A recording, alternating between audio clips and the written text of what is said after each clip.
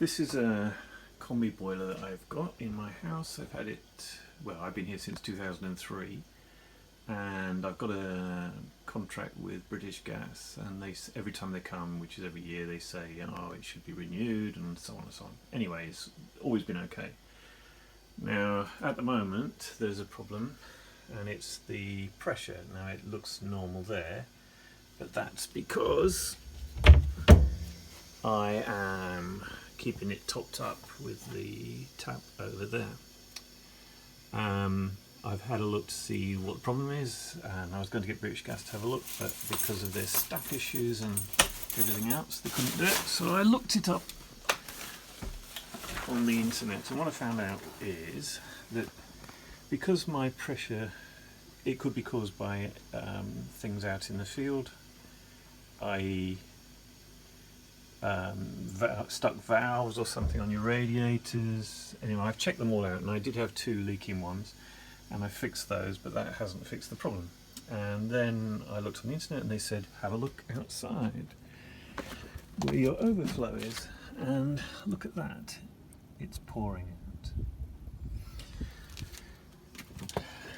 What this means is that the pressure valve has gone, and because I didn't know which one it was, as usual I bought one, and the one that's on it looks like this, but I think it's an old design, and it looks a little bit like a thermostat in a car, and obviously mine is stuck in that open position, so basically the pressure is going through here and out the overflow. This is a newer model which I'm going to use. It's rated at 3 bar. You can't see it very well because anyway, if you put them together, they're the same size, and then I think there should be a O-ring on here probably, which I'm going to see when I get the old one off. I don't know which one it is, so I bought different ones. Anyway, so I'm going to take the casing off now.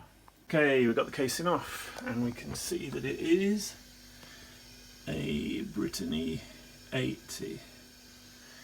There's my pressure valve, and I don't know if you can see, that's where that tap is open a bit to keep the pressure up. If I turn it off, you'll see the pressure drops off. So let me turn it off, which is how it should be.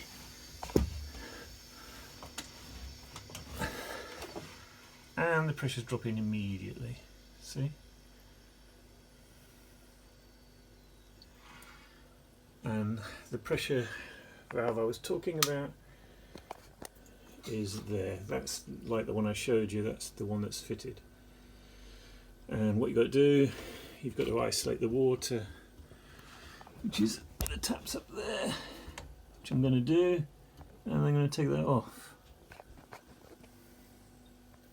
Right, it's held on with a little grub screw, which I don't know if you can see it there. And then this piece here comes off because that's the overflow, and you can see there's water on that. Okay, this piece, you just undo the 2 clips which are there, and it folds down. You see I've taken the overflow pipe bit off, which was very easy. Now what I've got to do is get this screw here.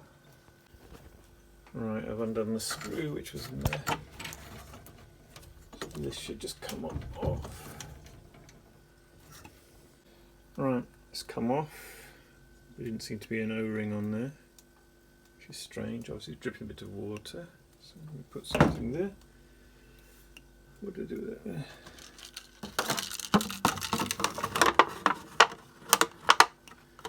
Try and catch it. There shouldn't be anything because I've got the pressure all turned off, but anyway. Let's have a look at changing it.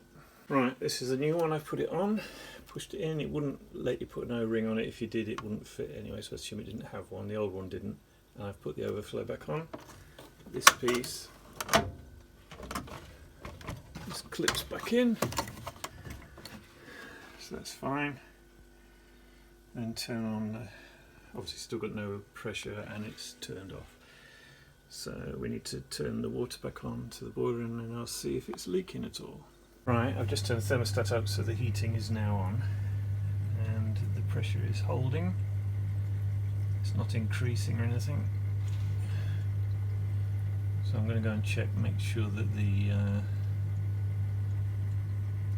radiators are okay upstairs. If they are, I think it's a good one.